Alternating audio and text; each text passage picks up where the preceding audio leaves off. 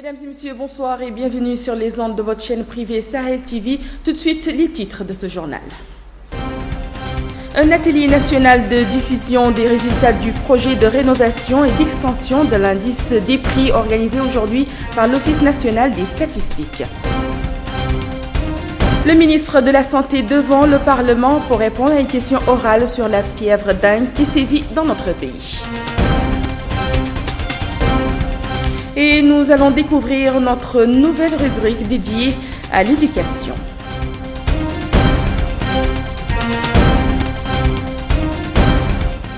Merci mesdames et messieurs de vous joindre à nous et nous nous excusons de ce petit retard indépendant de notre volonté. L'Office national des statistiques a organisé aujourd'hui un atelier national de diffusion des résultats du projet de rénovation et d'extension de l'indice des prix à la consommation. Ce projet est partagé en deux volets, expliqué ici par Hussein Ould Mohamed Lemine, chef des services des prix à l'Office national. Écoutons-le. Ce projet contient deux volets. Un volet d'actualisation, de mise à jour des pondérations des produits du panier de la ménagère. Le deuxième volet consiste à collecter les prix de base pour l'année de base de l'indice. Donc, ça va calculer les indices de ces importants indicateurs.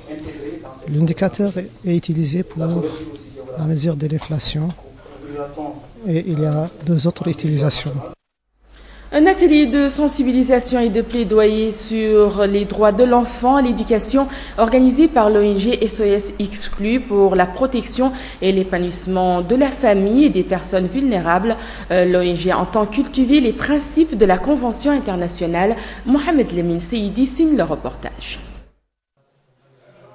L'ONG SOS Exclus pour la protection et l'épanouissement de la famille, de l'enfant et de personnes vulnérables a organisé aujourd'hui à l'hôtel Mauricentre, en partenariat avec la plateforme de la société civile, un atelier de sensibilisation et de plaidoyer sur le droit de l'enfant à l'éducation.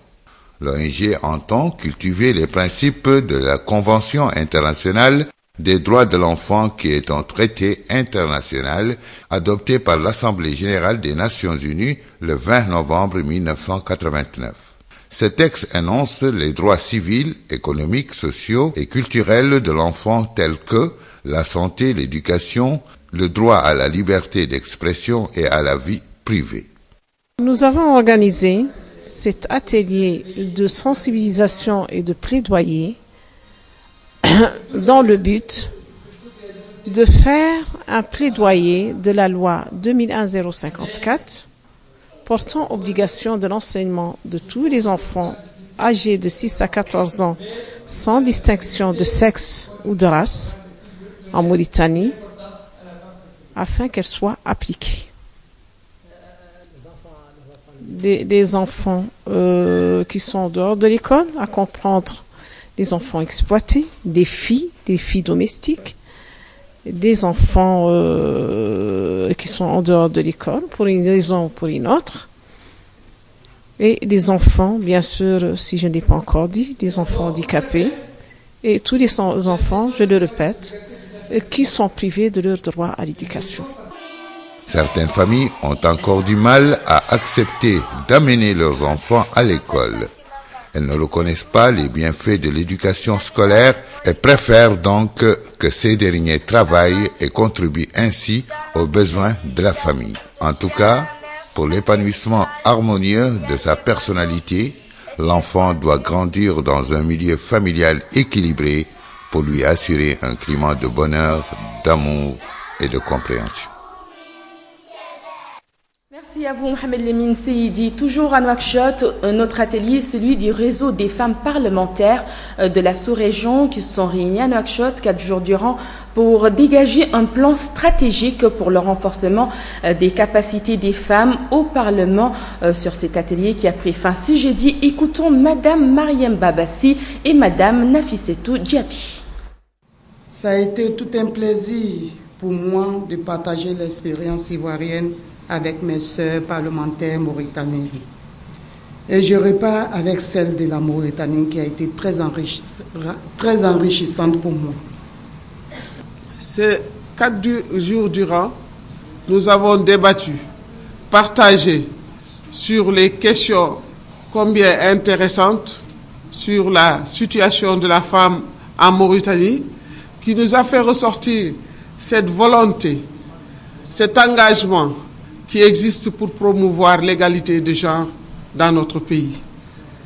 Et je pense que les débats que nous avons menés pendant ces 4 jours ont ressorti l'engagement des femmes et l'expérience de nos sœurs de la Côte d'Ivoire, du Maroc. Au chapitre de la santé, je vous le disais en titre, la fièvre dingue qui faisait l'objet d'une question orale posée au ministre de la Santé hier après-midi devant le Parlement. Le récit est signé Moulay Driss Fofana. Il y a eu 187 prélèvements récoltés.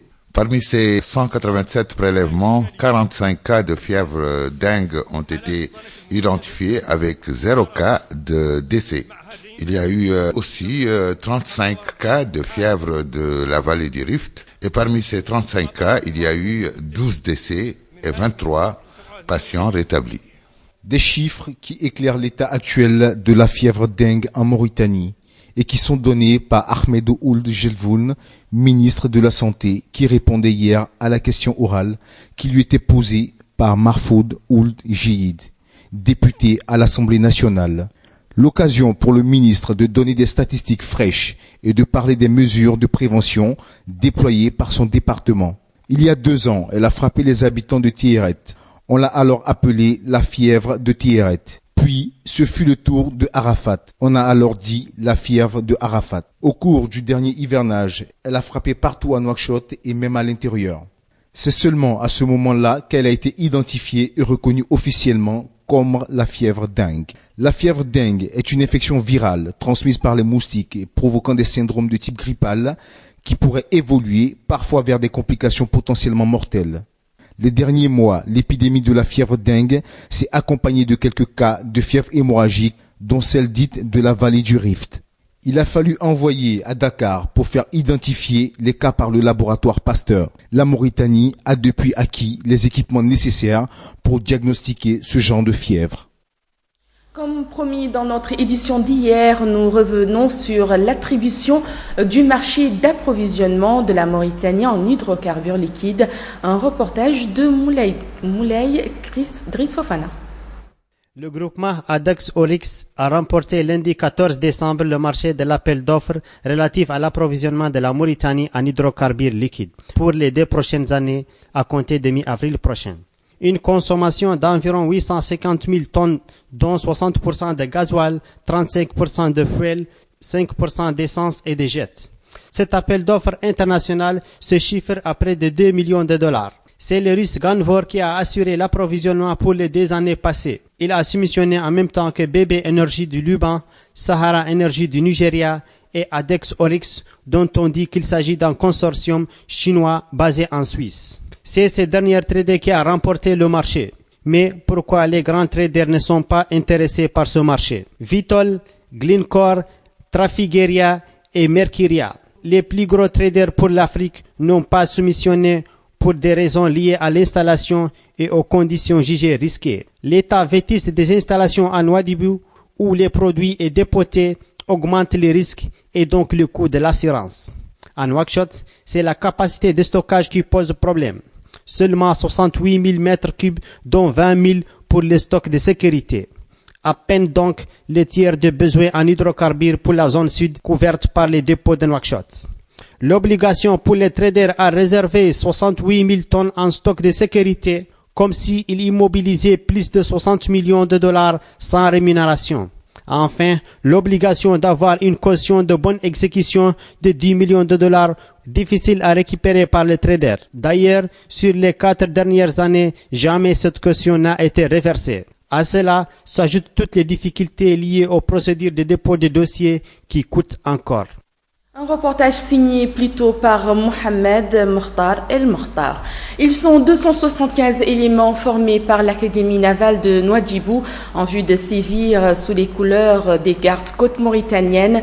Né en 2012 et héritier de la fameuse direction de la surveillance maritime, le corps des gardes-côtes est dédié à la sécurisation des côtes mauritaniennes.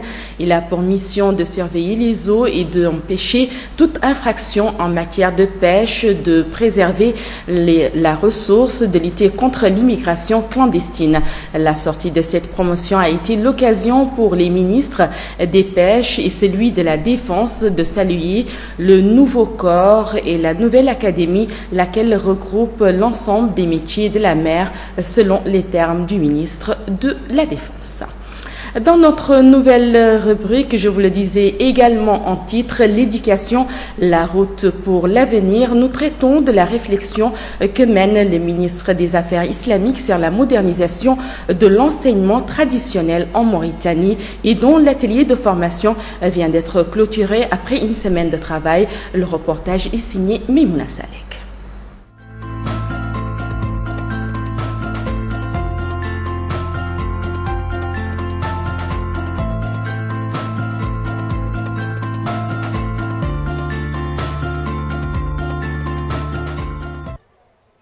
L'adéquation entre la Mahadra et l'école moderne, la complémentarité entre les deux enseignements était au cœur des travaux de la session de formation organisée à Nouakchott en début de semaine par le ministère des Affaires islamiques et de l'enseignement originel.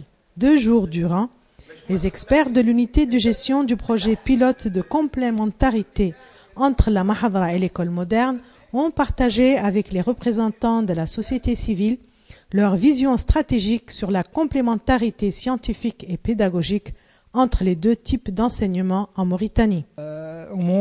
L'objectif principal de cette session est la formation des experts en charge de l'exécution du projet pilote de complémentarité entre la Mahadra et l'école moderne sur les voies et moyens du rapprochement de l'école traditionnelle avec ses racines, qui sont chères à la société mauritanienne. Cette école moderne possède elle aussi des savoirs dont la société a besoin, tels que la médecine et l'ingénierie. L'intégration de ces deux systèmes d'enseignement est une étape obligatoire pour construire la nouvelle société mauritanienne.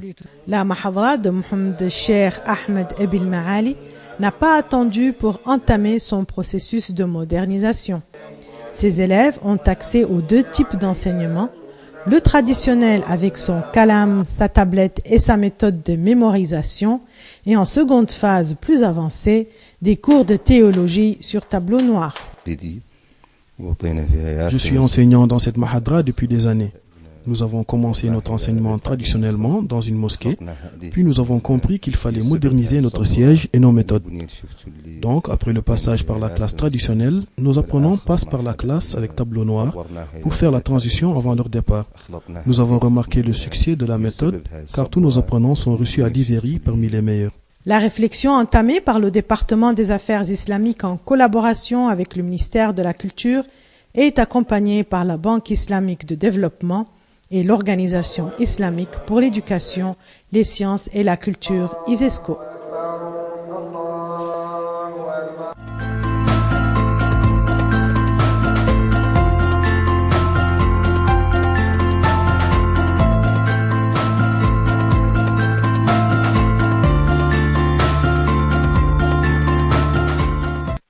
Et pour mettre fin à cette édition, place à l'actualité internationale en bref, en images, avec El Ali Abbas.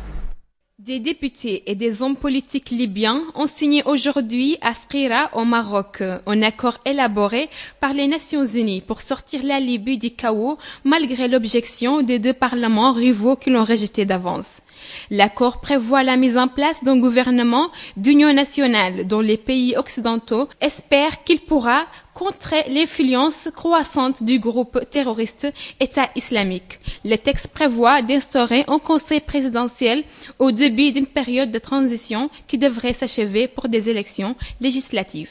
Il y a 5 ans de cela, le 17 décembre 2010, Mohamed Bouazizi, un vendeur ambulant tunisien de 26 ans, exaspéré par la précarité et les brimades policières, s'immolait par le feu à Sidi Bouzid. un geste désespéré à l'origine du soulèvement qui allait renverser en 4 semaines le régime du président Zine el-Abidine Ben Ali pour susciter une vague de révolte qui a déferlé sur le monde arabe. Jeudi 17 décembre 2015. 5 ans plus tard, jour pour jour, les autorités tunisiennes doivent poser la première pierre du musée de la Révolution à Sidi Bouzid, où trône un portrait géant de Mohamed Bouazizi, décédé le 4 janvier 2011, et icône malgré lui de la Révolution tunisienne. Une révolution qui a abouti à une transition démocratique réussie, permettant à la Tunisie de faire figure de rescapé dans une région tourmentée. Officiellement, il n'y a pas de campagne électorale au Rwanda. À Kigali, seuls quelques rares autocollants indiquent qu'un référendum va avoir lieu vendredi 18 décembre. Pourtant, à quelques jours du vote censé entériner une révision de la Constitution, les parlementaires se déplacent aux 4 coins du pays. Dans le secteur de Jitanga, de la capitale, le sénateur Tito Rutaremara est venu à la rencontre des habitants pour détailler le contenu de la Constitution réformée. L'explication des textes a pris alors des allures de meeting du Front patriotique rwandais, le parti au pouvoir. Ce référendum controversé, pour lequel quelques 6,4 millions d'électeurs rwandais sont appelés aux urnes, qui permettra au président Paul Kagame de se présenter en 2017 et de potentiellement diriger le pays jusqu'en 2034. Ainsi, mesdames et messieurs, prend fin à cette édition. Merci à vous de l'avoir suivi. Un grand merci à toute l'équipe technique et rédactionnelle qui vous ont permis de suivre l'information chez vous. Avant de nous quitter, comme chaque soir, tout de suite, le rappel des principaux titres. Un atelier national de diffusion des résultats du projet de rénovation et d'extension de l'indice des prix organisé aujourd'hui par l'Office national des statistiques. Le ministre de la Santé devant le Parlement pour répondre à une question orale sur la fièvre dingue qui sévit dans notre pays. Et nous vous avons fait découvrir dans notre édition notre nouvelle rubrique dédiée à l'éducation.